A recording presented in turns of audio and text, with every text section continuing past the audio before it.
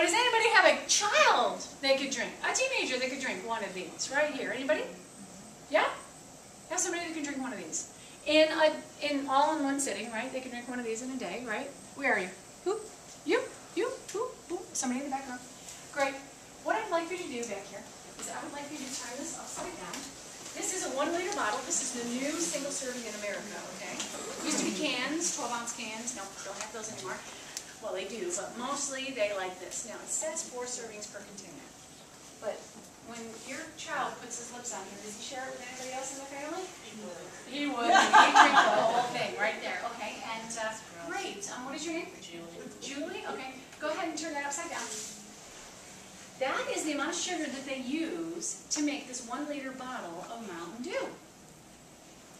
Sweet tea, same thing. It's 31 teaspoons of sugar in here. Now, if your son was going to have cereal, Cheerios, and he went to put 31 teaspoons of sugar on his cereal. Now, you can't tell a teenager anything, but if you had a toddler and they were going to put 31 teaspoons of sugar on their cereal, would you let them? No. Where would you cut it off at? 20 teaspoons? 10? 5? 2? None? Isn't that interesting that as adults, as parents, we are all over the sugar bowl? You know, we're like, oh, no, not too much sugar, yep, not too much, just a teaspoon, yep, that's, you know, we're all over it. But because we didn't see him put it in there, Here's something else about our culture, our toxic society, is that 1 can, and this represents 3 cans, because that's 12 ounces, it's roughly 3 cans. Studies have shown that just 1 can of regular soda a day doubles a person's chances of getting type 2 diabetes. 1 can. So what does this do if this is 3 cans? Triple her. Triple her! And type 2 diabetes, is it out of control in our society? So our society is toxic, isn't it? But a lot of us are like, no problem, I drink diet. Did you know diet is even just as bad for your teeth as is regular soda? I did not know that. I learned that about 8 years ago.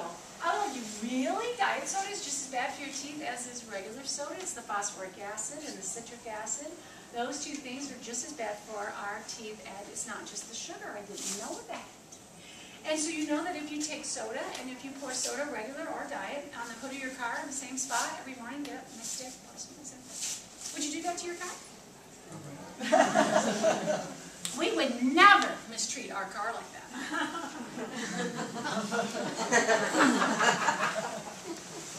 But it is our culture, it is our society, and it's marketed to us, and we have race car drivers that market this stuff to us. By the way, did you know that Coca-Cola only has 29 teaspoons? This is diet food right here. 31 teaspoons. Coca-Cola, does Coke want you to buy Mountain Dew? Does Mountain Dew want you to buy Coke? Are they competing for, are they in vicious competition? Because you know if you become an addicted Coke drinker or an addicted Mountain Dew drinker, Pepsi invented Mountain Dew, and they wanted to make something better than this. And how did Pepsi come up with this? They said, well, let's add a little more sugar. So that's why it has 2 teaspoons more, 31 instead of 29. And what else did they add more of? Caffeine. Caffeine. Something else that's addictive so that people will want to buy it every single day. And then this is creating type 2 diabetes for us, obesity, high blood pressure, heart disease. The American Heart Association is like, used to be it was all about fat, now it's all about sugar. The American Heart Association is like, we have got to, as a nation, get our sugar down. We drink sugar, we eat sugar, we have sugar all over the place, and it's killing us. So, knowledge is power, we have choices. And it takes conviction, mental conviction to say, I'm going to make that change. I'm going to make that change. Diet soda, I think diet soda occasionally, but if you're drinking it every day, the phosphoric acid competes with our bones for osteoporosis. We don't want osteoporosis either. The ideal hydrating thing is water. I want to encourage you to make that your go-to beverage. And it comes from inside. I want you to know I didn't drink water for the first 30 years of my life. I mean, really.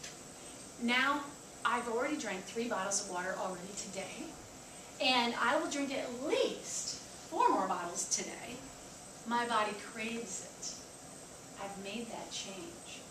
Just like the milk change, just, taste wheat. And I would love to encourage you to make it your project. Just say, you know what? I'm a clean slate. I can try new things. I can open my eyes to new things and try to have new go-to sandwiches, new go-to beverages, and really, those one habits really do change our life. Do you see how just one habit changes your life? But when it's a habit, it comes from where? It comes from within.